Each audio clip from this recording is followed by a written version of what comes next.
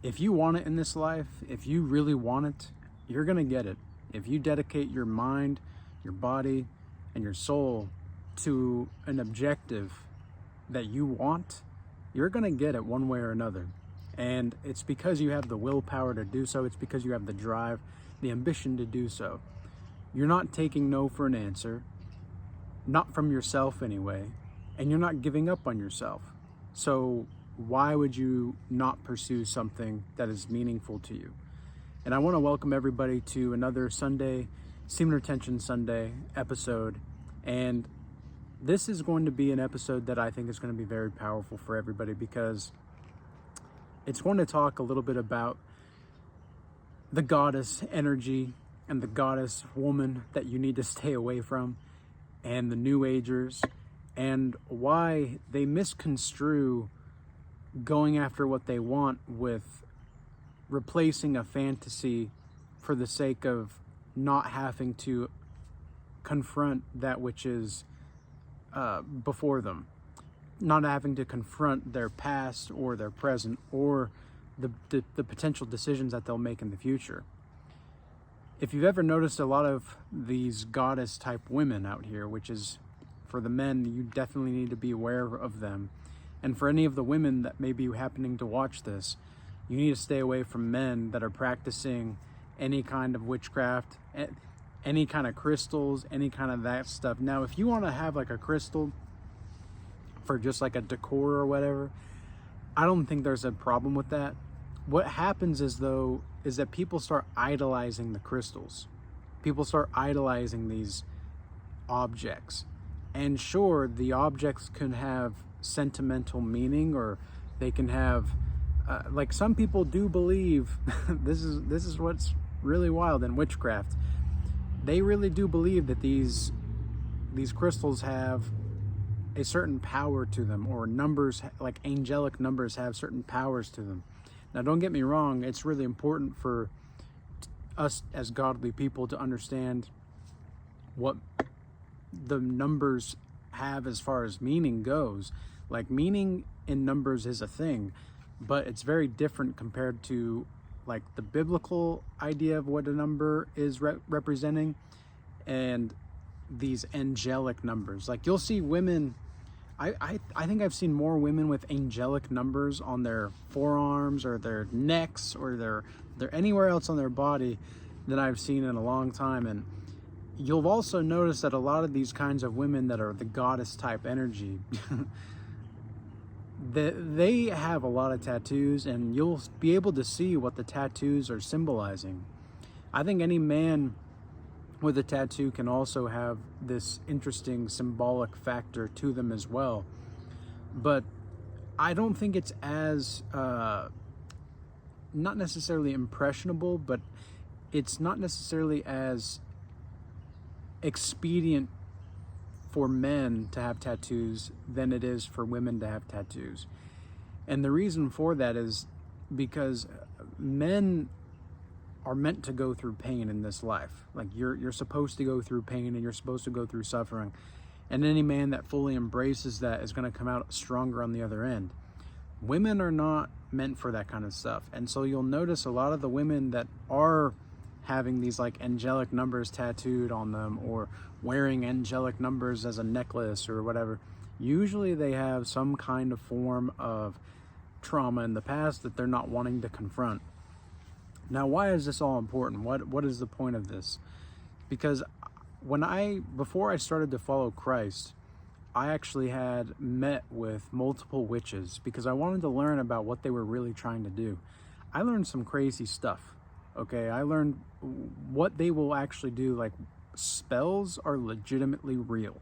I had no clue. Like, that sounds kind of crazy, right? But the spells are not necessarily what you think they are. And people can be practicing witchcraft without even realizing it. Think about this. When you spell out a word, what are you actually doing? You're literally casting the spell of the word into existence. That's why I'm so careful with my phrasing of words, because I want to make sure that I'm breathing life into my words and not death. And so I make sure to use verbs in my sentences more so than nouns, because verbs can grow. Nouns, this is a paraphrasing of a sage, verbs grow, nouns don't grow. So if you're able to use verbs in your sentences more so than nouns, naturally you're going to be putting yourself in a place of, okay, I'm actually moving towards something. I'm actually building and being able to expand on whatever it is that I'm doing. What does this have to do with semen retention? Everything. Because at the time when I was studying under these witches, and it's not even I was studying under them, I was just trying to get to know them and learn about what they were doing. They knew that I was practicing retention, even though at the time I wasn't necessarily like, I didn't know what I was doing, but there was like certain weeks where I wouldn't play with myself, and this was years ago. There were certain weeks where I wouldn't play with myself, and I could notice a shift, but I didn't know why. And it was always after I met with the witches that I felt this urge to play with myself again. And it was like they were encouraging me to satisfy my fleshly desires, right? They were encouraging me to fulfill my flesh, which doesn't actually fulfill the soul, in case anybody doesn't know. But they all had tattoos. They all had a lot of flower tattoos or butterfly tattoos or mandala tattoos. And this is actually something that somebody brought up in the Regal Change Academy in our Telegram chat. And that's not available for the people that are in the free Discord only, but the Telegram chat is available for the people that are wanting to pay for the community. But anyway, somebody brought this up in the Telegram chat, and I thought to myself, that's actually a really good distinction. He brought up the butterfly tattoo, and I've had a lot of witches that I've seen in the past have this butterfly tattoo. And something that he said was that they're wanting to change, but they don't know how. And so you can think about this, right? Think about all the tattoos that you see on people, specifically women, and think about what they're really trying to get. Like, why are they having that symbol? They might even say themselves like, oh, it's just kind of impulsive. It's so addicting to get these tattoos. I've literally had women tell me that they can't stop getting tattoos years ago. And there's this one woman I remember, she had a bee, and it was a flower like wrapped up around the bee. And in hindsight, I was able to look at this spiritually and think to myself, okay, so she's trying to keep her purity, but meanwhile, she's actually stinging everybody. And that was something that really stood out to me. And this was a New Ager, okay? This was a New Ager. And why is this important to talk about? What exactly is there a juxtaposition between New Agers and witches? Not really, okay? Not really. Though a lot of the New Agers, you also notice like excessive piercings, like septum piercings, or excessive like ear piercings, or even belly piercings. Anytime, and most of these witches had belly piercings too. I'm not saying all of them do, but most of them that I saw did. And what exactly does that symbolize? Well, think about like the chakras or the energy centers. And I know that a lot of people that follow Christ, because I follow Christ, a lot of people may think that, well, to follow Christ means you condemn chakras. It's like, well, yes, but no. And what I mean by that is that what I think the chakras really are energy centers that are hyper-focused nervous endings in your body, where they're just hyperactive when you're able to awaken yourself. And when you're able to turn on certain DNA, because you do have certain DNA that gets activated, certain proteins that are activated when you gain consciousness and you gain clear awareness. And this happens through things like semen retention. And so all of these women and all of these people that are going to be drawn to you on semen retention, specifically the ones that are witchcraft or like the goddess energy, that have all these tattoos and piercings and such. Oh, I can do whatever I want. I'm liberated. Like, these women are the kinds of women that are going to try to steal your energy, okay? And you might have succubus dreams about these witches because they will cast spells on you, okay? They literally will. I'll tell you one thing that one of these witches told me, which I found to be very, at the same time, it was very interesting, but also very frightening. She told me about a spell that she did on another man because she was so upset with her ex. And when she learned about witchcraft, she did this. And what she ended up doing was she literally took a piece of clothing and put it in a jar, and that of his. So she like cut up a shirt or whatever. I don't know what kind of clothing it was. She just said she cut up a piece of his clothes, put it in a jar, and put it in the freezer. And this spell supposedly was supposed to keep him stuck in life. He froze in life. And it turns out that he did. And she was so stoked about it. She was telling me about it, and she was just like, it so works. Like, magic is real. And I'm like, yeah, magic is real, but that's evil. like that's kind of messed up, woman.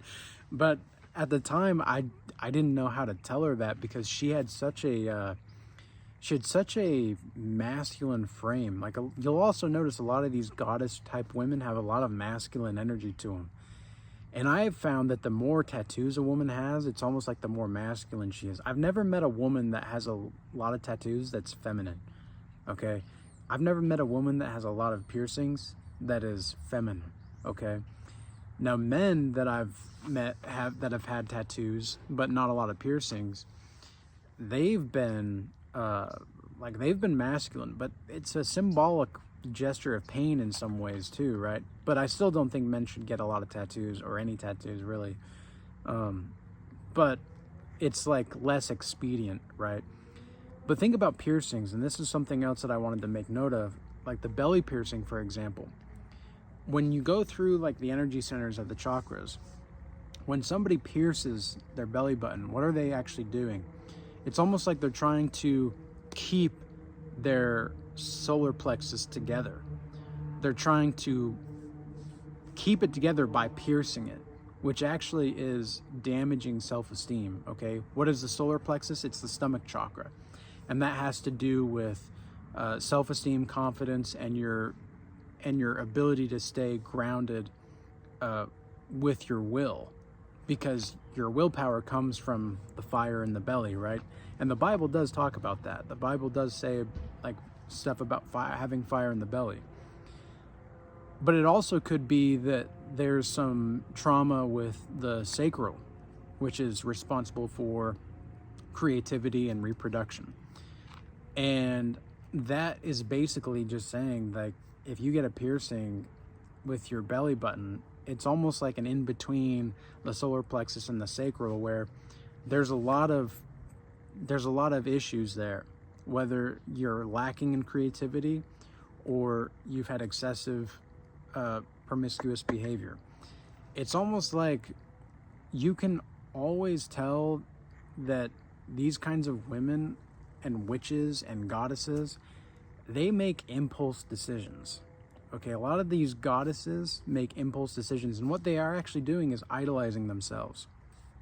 When they idolize themselves, what they're doing is they're actually trying to extract resources from everybody else so that they can look at themselves and glorify themselves, which is vanity, which is the devil's favorite sin, right? So it's important to recognize that when you're on retention, you've got to be mindful of anybody that's doing actual or accidental witchcraft on you, because they will sense your energy. They know that it's there. And I know that it's there too. Like, I know that I have this energy. I know that women around me, I know that they know how I glow. They know how I can connect with them. They know how they're emotionally safe with me. They know the feeling of being with a masculine man when they're with me, okay? because I'm able to say no to these women. I will never forget, like 8 months ago or whatever it was just under a year. There was a woman that I was talking to, and I told her no. And she told me that I was the first man to ever tell her no in her life. Imagine walking the world and the globe, whatever it is, whatever this universe is. Imagine walking the ground and the earth, whatever you believe. Imagine walking the earth for 2 decades plus, because this woman was in her early 20s, never being told no. This is where you get the goddess type women from. This is why these women are so entitled, because they've never been told no. And as a semen retention based man that is celibate, that is actually striving to live a godly, righteous life, bro, you are going to be something that these women have never seen before. And they're not going to know how to handle it. They don't even know what to do. I've literally had women tell me, like, I really don't even know what I can do for you. It's like, well, yeah, I've got my stuff going on and I've got it handled. Like, there's really not much you can do, to be honest. I'm not trying to make you feel like you're not needed, but it's like, you're not needed. And when a woman can actually provide value, and what exactly does that look like? I don't know what that was, but it sounded like a rabbit or a squirrel or something. But when a woman can actually provide value, what that looks like to me is something that is not the goddess type energy, that's not worshiping herself, which is crazy, because it's like, that's adding value now, is just not being able to worship yourself. But that's like the basic standard, right? That's like the basics of where we're at. And I would say another thing that I look for, oh, it is a squirrel. I don't know if you guys can see that. That squirrel is just, I don't know, it's like right there. But anyway, the value that a woman can give me is going to be making my life more, or just as peaceful as it is now. She's going to be able to be like basically my assistant. So if I'm working on something, or she needs to be working with me and making my life smoother. Cooking and cleaning is going to be one of those things, because it gives me more time to make the money. Okay, it gives me more time to do the money making and to actually build something. If she can actually use the resources that I've accumulated and multiply them, that's what a good woman's going to be like. That's what a woman is going to be giving value to my life like. So when women ask me that, it's like, I know that she's trying, but she's got work to do on herself still, because she doesn't really know. And I'm willing to be able to work with women like that, but we've got to put the witchcraft aside. We've got to put the new age aside, and we've got to put the goddess energy aside.